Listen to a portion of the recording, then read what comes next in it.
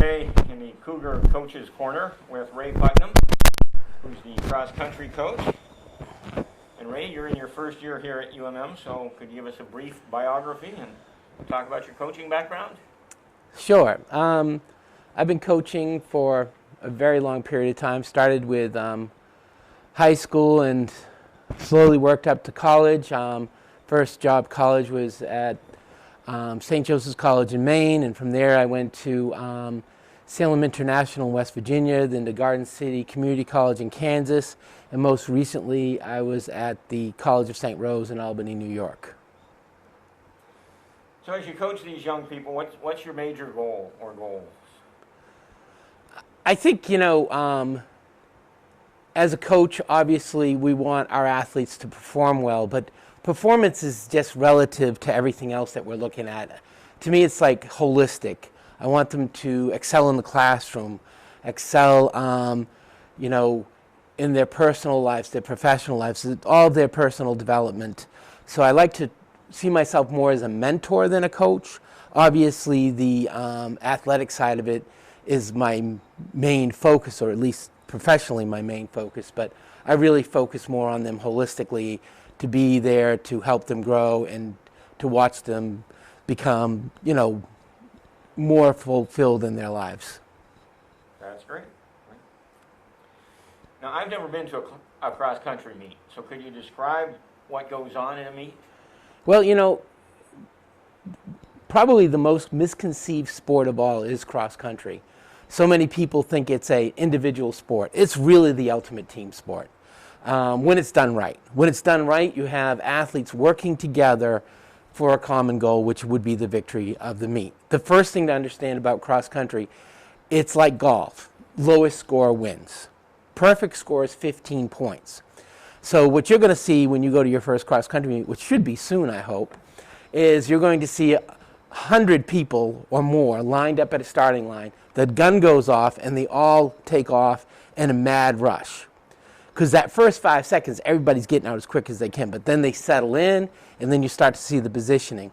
And then basically you have to be in really good shape, because you're probably going to be running further than the athletes. You're going to be back and forth all over the place, trying to get to certain points where you can coach or spectate. So with the women, you're going to watch them run for 3.6 miles, and with the men, you're going to be watching them run for 4.97 miles. And how many competitors do we have for the men and the women at UMM? Right now we're at about 22, but it varies week to week because of circumstances that we're dealing with that outside of the control of the athletes, some medical issues and some other type of things that we're dealing with. But average around 22, about 11 on each side. Okay. So you coach men's and women's, as you just said, cross country. How would you evaluate your team's performances so far this season? They've definitely outperformed my expectations. One of the great things about this group is they're a family. They're so close-knit. They're so close. They care about each other. They work for each other.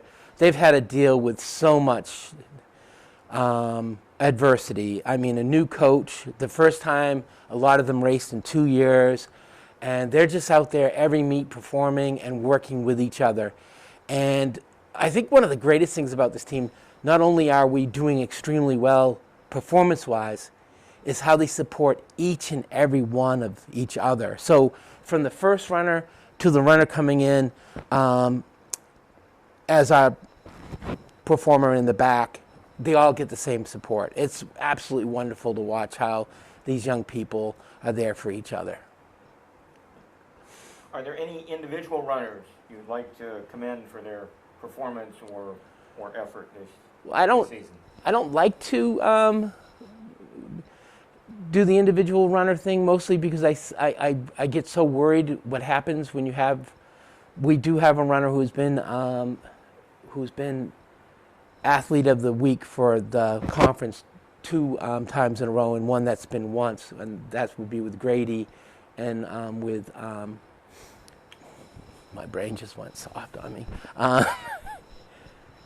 Brianna, and they're both excellent runners, but they wouldn't be doing that without the rest of the team working with them and working together and being where they are. And I've had runners in the past where the runner became bigger than the team, where I've had runners finish high in the nation and stuff like that. And I really try to keep the focus on the team because nobody's bigger than the team. Okay.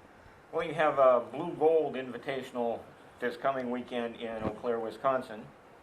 So for that meet and for the rest of the season, what sort of things are you looking forward to? Well, this is the first week I'm going to actually let them run fast. And people are like, how do you keep them from running fast? Well, I haven't been like saying run slow. I've been training them extremely hard, and we've gone into every race tired right up to this point. We went hard on Monday, and we're going easy through Thursday. So they'll be the freshest they've been all year for this meet on Friday. So I'm hoping to see a drop in their times, hoping to see improvement. I'm hoping that we can kind of get a more clear picture of who we are this weekend.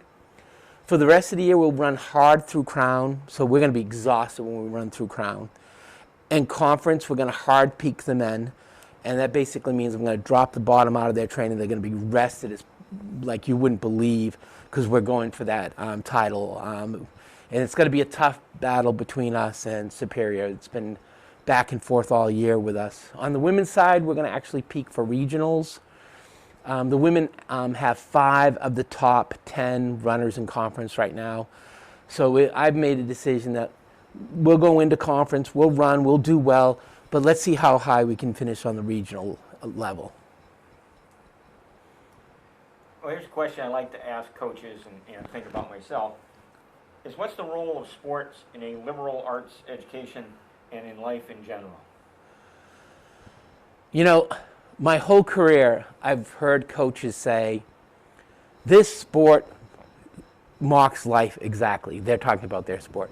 But there's no other sport that mocks life more than distance running. Because when you're out there, even in a team concept, you are battling your inner demons. Everything that's been thrown at you in life, those are the barriers in front of you when you run. And those are the same barriers that are in front of you academically, professionally. And when you can deal with those barriers when you're running, and you can work through those barriers when you're running, it makes life so much easier. It makes the classroom so much easier. So I believe that distance running is the perfect complement to academia. And if you look at the grade point averages of cross-country teams across the country, they tend to be the highest on campus athletically, and their grade point averages tend to be much higher than the general students. Great. Nice talking to you, Ray, and good luck this weekend in Eau Claire and on into the season. Thank you.